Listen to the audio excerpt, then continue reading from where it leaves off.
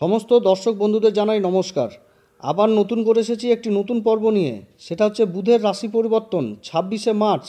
বুধ রাশি পরিবর্তন 26শে মার্চ করছে এবং এই পরিবর্তনে মীন রাশির জাতক জাতিকারা কী ফল পাবে এবং কোন উপাচার করলে এই মীন রাশির জাতক জাতিকারা এই গোচরের সুফলটা আরও বৃদ্ধি করতে পারবে।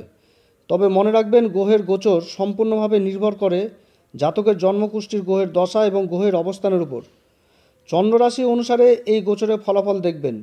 যে সমস্ত মীন রাশির জাতক জাতিকাদের বর্তমানে বুধের দশা কিংবা বুধের অন্তর্দশা চলছে, তাদের জন্য কিন্তু আজকের এই আলোচনা প্রচণ্ড গুরুত্বপূর্ণ হতে যাচ্ছে। ভিডিওটি শুরু করার আগেই বলি, যদি আমার এই পরামর্শ সত্যিই আপনাদের কাছে কার্যকরী মনে হয়, তাহলে আমার এই চ্যানেলটিকে অবশ্যই সাবস্ক্রাইব করবেন এবং পাশে থাকা বেল আইকনটি প্রেস করবেন। তাতে আমাদের সমস্ত ভিডিও আপনাদের কাছে সহজে পৌঁছে যাবে। ন্যায়ের দেবতা কর্মফলদাতা শনিদেব কুম্ভ রাশিতে অবস্থান করছে, যেটা মীন রাশির ক্ষেত্রে দ্বাদশ ঘর। এবং শনিদেব বর্তমানে কিন্তু উদয় এবং 6 এপ্রিল শনিদেব কিন্তু নক্ষত্র পরিবর্তন করছে। যেটা শতভিষা নক্ষত্র ছিল, সেই নক্ষত্র পরিবর্তন করে এখন গুরুদেবের নক্ষত্র পূর্ব ভাদ্রপদ নক্ষত্রে প্রবেশ করবে। শনিদেব যখন এই পূর্ব ভাদ্রপদ নক্ষত্রে প্রবেশ করবে, শনিদেবের কিন্তু তৃতীয় দৃষ্টি যথারীতি আগেও পড়ছিল, এখনও পড়বে গুরুদেব এবং বুধের জুতির উপর।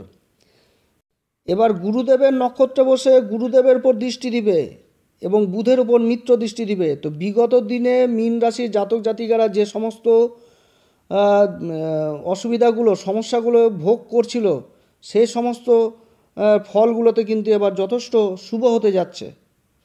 কারণ শনিদেব যেই স্থানে বসেছে, তার 3টি দৃষ্টি, তৃতীয় দৃষ্টি, সপ্তম দৃষ্টি, দশম দৃষ্টি, প্রত্যেকটি দৃষ্টি কিন্তু তার শত্রু রাশির উপর ছিল, শত্রু রাশির উপরে পড়ছিল। তৃতীয় দৃষ্টি পড়ছিল মেষ রাশির উপর, সপ্তম দৃষ্টি পড়ছিল হচ্ছে সিংহ রাশির উপর এবং তার দশম দৃষ্টি পড়ছিল হচ্ছে বৃশ্চিক রাশির উপর।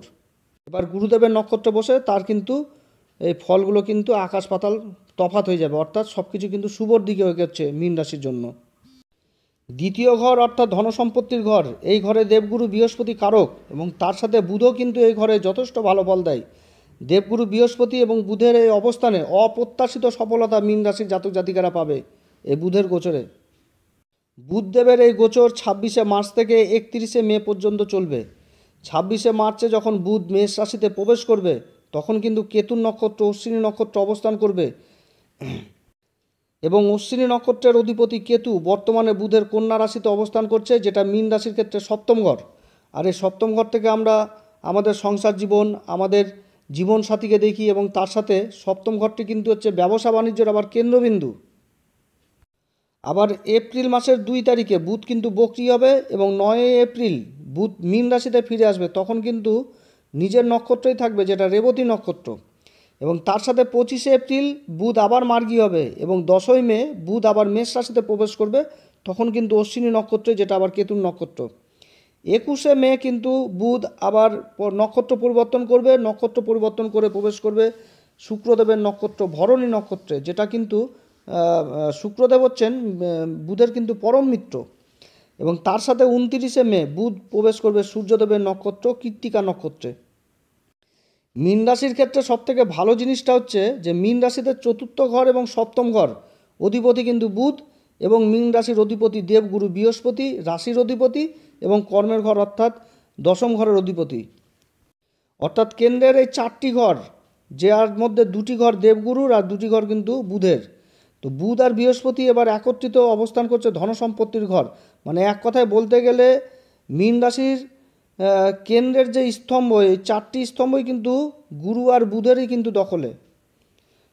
অর্থাৎ এই সময় যে গুরু এবং বুধের যে জুতিটা ধনসম্পত্তির ঘরে হয়েছে, তাহলে কিন্তু বলাই যেতে পারে যে মীন রাশির জন্য ধনসম্পত্তি লাভ করার যথেষ্ট সময় এবার। দ্বিতীয় ঘর হচ্ছে আমাদের ধনসম্পত্তির ঘর, আমাদের আত্মীয় স্বজনের ঘর, আমাদের মুখের বাণী, এই ঘর থেকেই কিন্তু আমরা দেখি। এছাড়া দাঁত, চোখের সমস্যা, চোখ, এগুলো কিন্তু আমরা এই দ্বিতীয় ঘর থেকেই দেখি।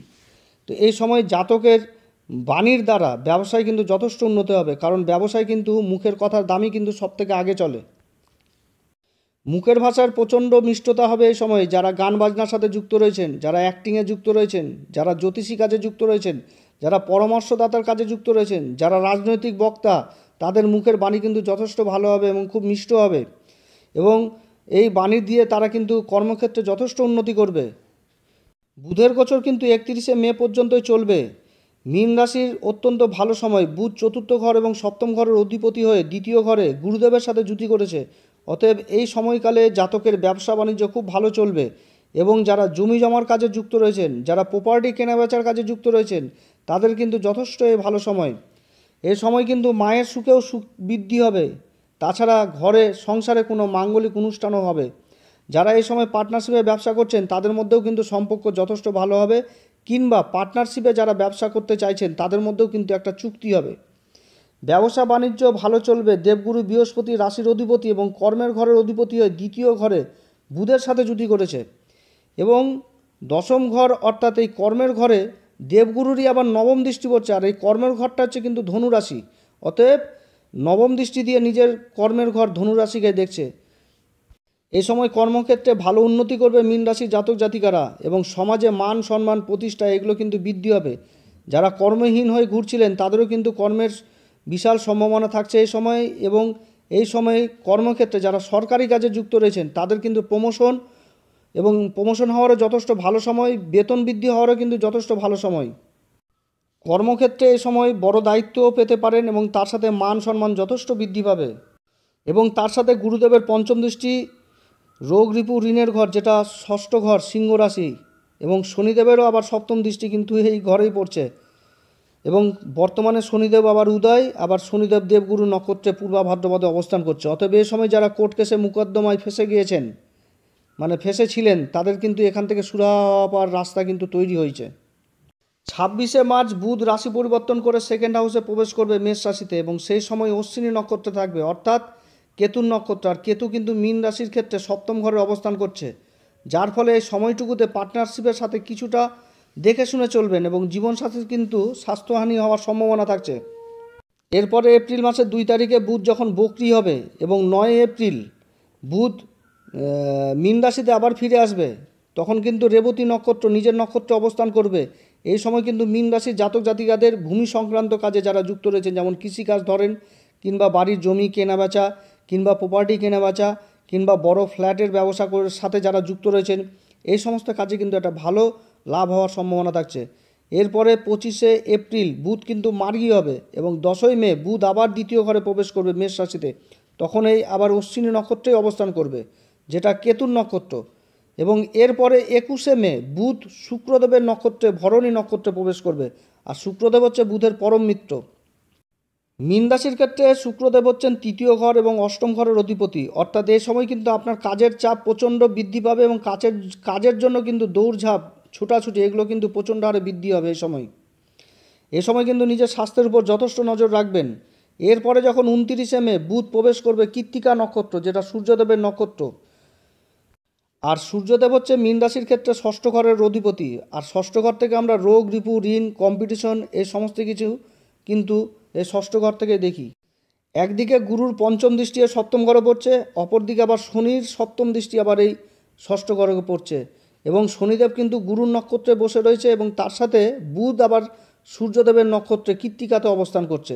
তো এই সময় যে সমস্ত শত্রুরা আপনার পিছনে লেগেছিল তারা কিন্তু এবার অনেকটা পিছনে সরে যাবে এবং আপনার সামনে আসতে ভয় পাবে। তার সাথে যারা ঋণের জন্য ছোটাছুটি করছিলেন নিজেদের কাজ হওয়ার জন্য, মানে কাজে ঋণকে যথেষ্ট ব্যবহার করার জন্য, তো এই সময় কিন্তু ঋণ পাওয়ারও কিন্তু যথেষ্ট সম্ভাবনা রয়েছে। এবং তাছাড়া যারা ঋণ পরিশোধ করার চেষ্টা করছিলেন তাদেরও কিন্তু ঋণ পরিশোধ এই সময় হবে। যারা কোর্ট কেস মোকদ্দমায় জড়িয়েছিলেন তাদের কিন্তু এই সমস্যার সমাধান হবে। জ্ঞানের কারক দেবগুরু আর ম্যানেজমেন্টের কারক হচ্ছে বুধ, বাণীর কারক কিন্তু আবার এই বুধ। এই সময় যারা পরীক্ষামূলক কোনো ইন্টারভিউতে যুক্ত হয়েছেন তাদের কিন্তু সাকসেস হওয়ার যথেষ্ট ভালো সময় হচ্ছে এই সময়।